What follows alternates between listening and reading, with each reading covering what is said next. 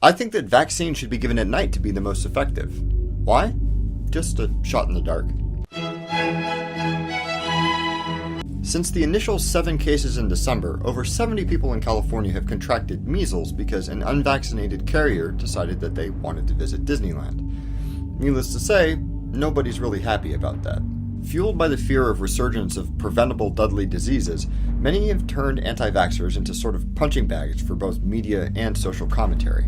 Even Fox News has started railing against anti-vaxxers as being science deniers. That's Fox News.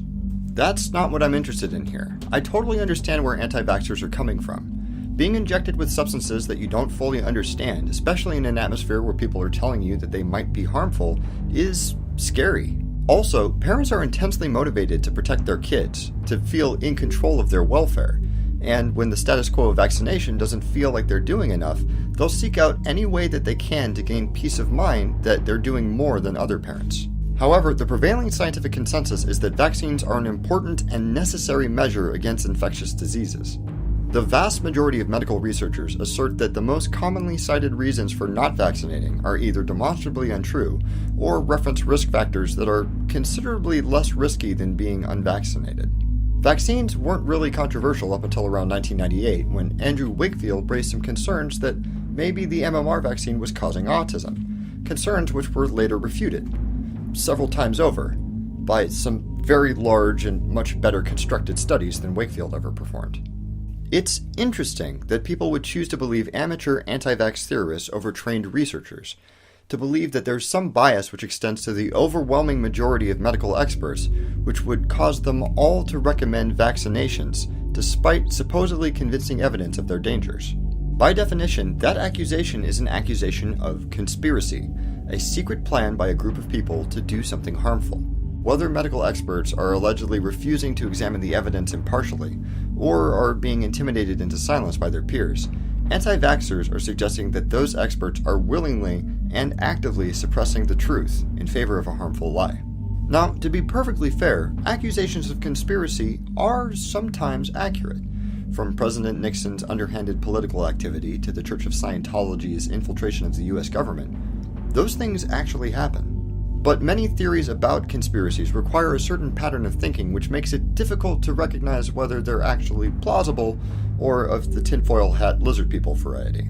So the question is, in order to decide whether or not to trust a particular scientific consensus, how might a discerning person decide whether an accusation of conspiracy is potentially true and deserving of further investigation, or just misguided crazy talk? What makes a bad conspiracy theory? Well, first, there's disproportionate weighting of evidence. A conspiracy isn't the only alternative to the official story. It's just one among thousands of potential explanations, each with their own degree of likelihood. In order to be worth considering, it's not enough to demonstrate 1 or 2 problems with the official story. A plausible conspiracy has to explain all of the evidence, including all of the evidence used in support of the official story, better than the official story does. Most bodies of scientific research have a few contradictory results.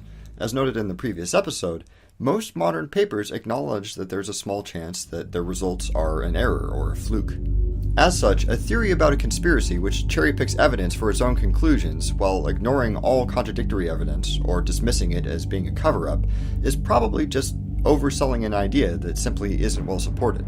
For example, anti-vaxxers will frequently refer to anecdotal cases of vaccines having caused autism, but they won't really talk about or acknowledge the numerous rigorous scientific studies that demonstrate that there's no causal link between the two. Another common trait of bogus conspiracy theories is that they posit an impossibly large number of complicit parties. That's people in the know who ought to come forward who don't for some reason. Considering the incredible lengths that governments go to screen people for top-secret clearance, and considering the regular failures of even those rigorous systems of secrecy, the idea that thousands upon thousands of researchers and experts would all collectively keep their mouths closed about some dark secret for decades is kind of a stretch. So conspiracies have a whole lot of ground to cover before they're plausible explanations for events, yet they still contain all of the drama and allure of a spy thriller, while flattering their believers for being smarter than the rest of the sheeple. Compared to the boring, mundane story that vaccines work exactly the way that doctors think they do, a conspiracy, or a secret that they don't want you to know, is way more exciting. But buying into that conspiracy theory and confirmation bias isn't a rational decision. It puts both the child and everybody who comes in contact with them at significantly increased risk. And the more resources that scientists have to pour into constantly reasserting accepted scientific principles in media and refuting any accusations of some sort of scientific conspiracy, the more dangerous the world those children live in becomes. After all, evolution isn't going to wait around for us to be ready for the next big disease, and it would be very helpful if we didn't also have to fight battles that we've already won. What's your favorite conspiracy theory? Is it actually plausible? Please leave a comment below and let me know what you think.